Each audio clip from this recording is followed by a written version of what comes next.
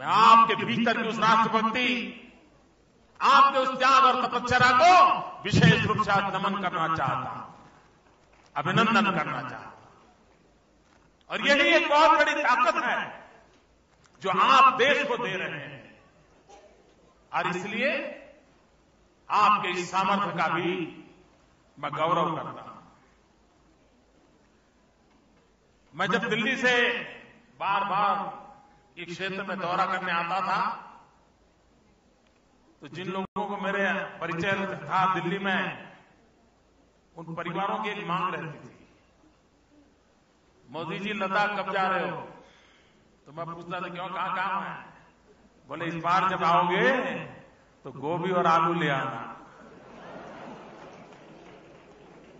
मुझे इतनी मांग रहती थी कि मेरा अपना तो लगेज बहुत कम रहता था, लेकिन जब मैं यहां से वापस जाता था तो ढेर सारा गोभी आलू यहां से लेके जाता था, और परिवारों को बड़ा आनंद रहता था। आज तो हम लद्दाख से आई हुई गोभी का सब्जी बनाने वाले हैं। ये यहां की ताकत शायद हिंदुस्तान के और कोनों को परिचित नहीं है।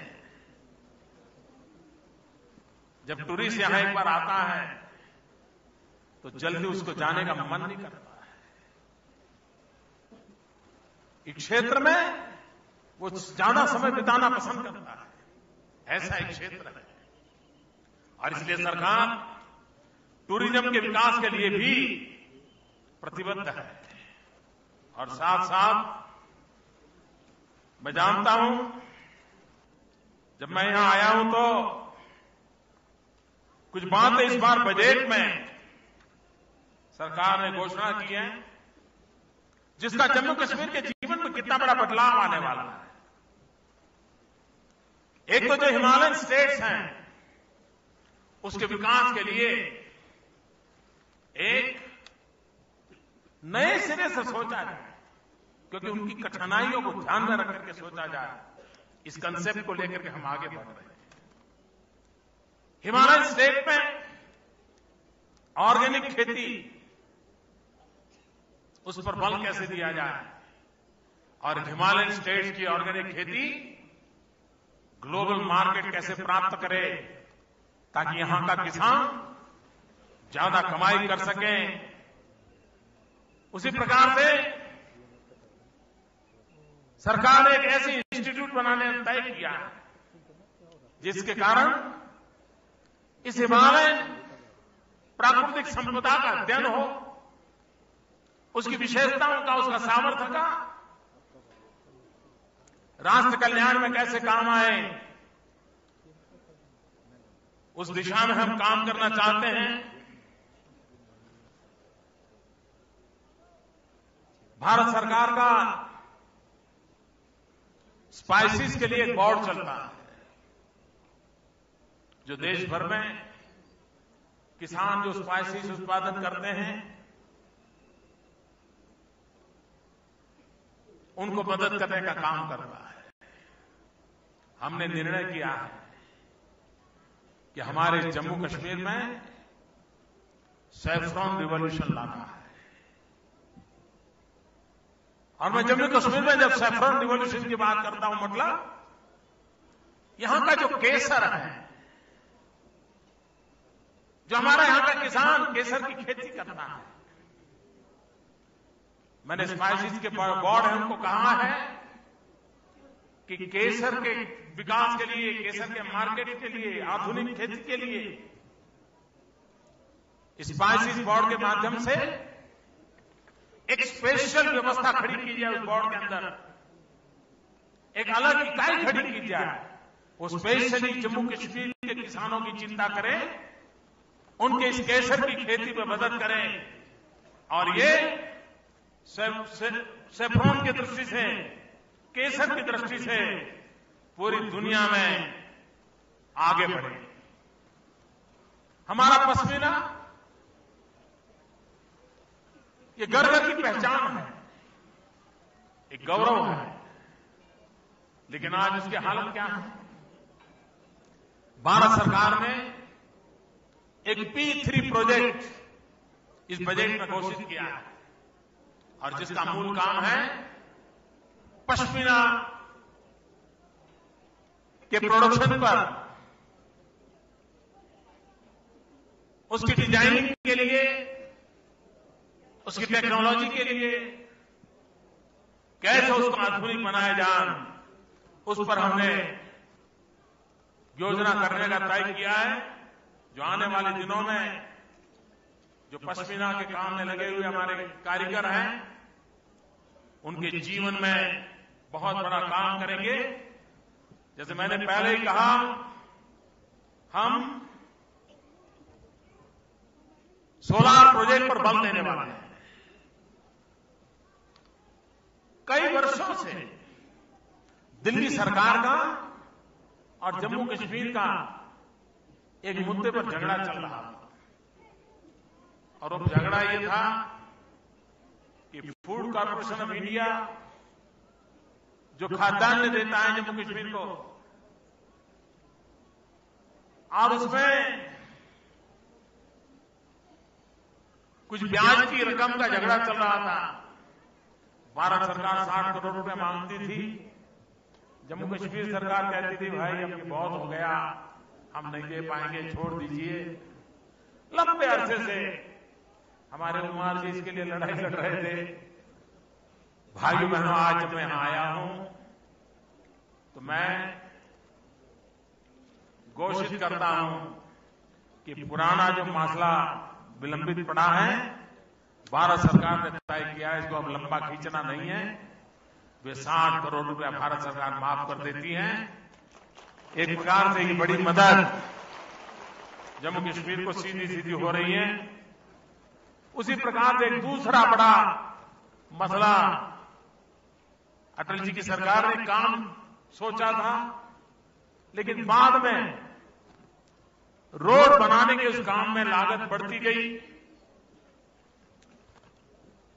कम ऊंचे दाम आए टेंडर में, भारत सरकार उसको करने के लिए तैयार नहीं, जम्मू सरकार के लिए करना मुश्किल है और हमेशा रहा भाई अतिरिक्त पैसे कौन दे, रोड बन नहीं रहा है।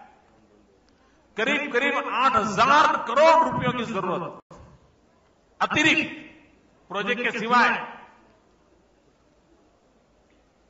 अब 8,000 करोड़ रुपया ज्यादा नहीं देते हैं तो रोड बनता नहीं, रोड बनता नहीं तो कनेक्टिविटी बढ़ती नहीं है। हमारा जम्मू कश्मीर के कई इलाके अलग थलग रह जाते हैं। लंबे अरसे से विलंबित मामला था, हमने निर्णय किया है और बहुत ही कम समय में कैबिनेट में मैं उसको पारित करवा दूंगा और उसके कारण भारत सरकार को 8,000 करोड़ रुपया का अतिरिक्त खर्च होगा। ये 8,000 करोड़ रुपया का अतिरिक्त खर्च करके भी जम्मू कश्मीर को 4 बड़े महत्वपूर्ण रोड कनेक्टिविटी बने, उसके लिए हम जरूर काम करेंगे और ये हमारा संकल्प है। उस संकल्प को हम पूरा करेंगे। जम्मू कश्मीर के मेरे भाइयों बहनों, हम ये बिजली के कारखाने लगा करके ही यहां का अंधेरा दूर करना चाहते, ऐसा नहीं है। हम यहां के हर व्यक्ति के जीवन में रोशनी लाना चाहते हैं। हम यहां के नौजवानों के लिए रोजगार के अवसर उपलब्ध कराना चाहते हैं। हम स्किल डेवलपमेंट करना चाहते हैं। हम एजुकेशनल इंस्टीट्यूशन का नेटवर्क करना चाहते हैं।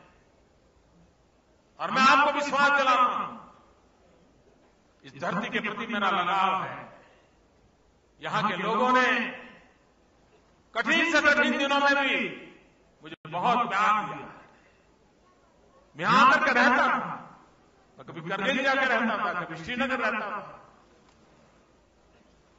इतना प्यार मैंने पाया है, हर पल मेरा मन करता है कि जो नया दायित्व मेरे पास है वहां से बैठ के मैं जितना यहां कर सकूं उतना करना चाहता हूं।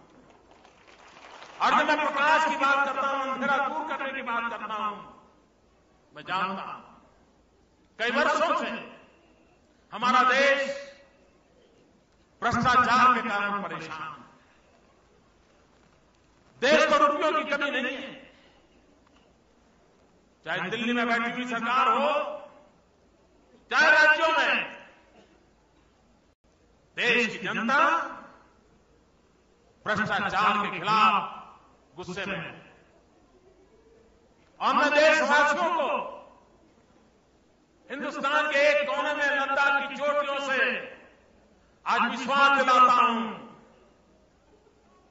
कि हम भ्रष्टाचार के खिलाफ पूरी ताकत से लड़ेंगे।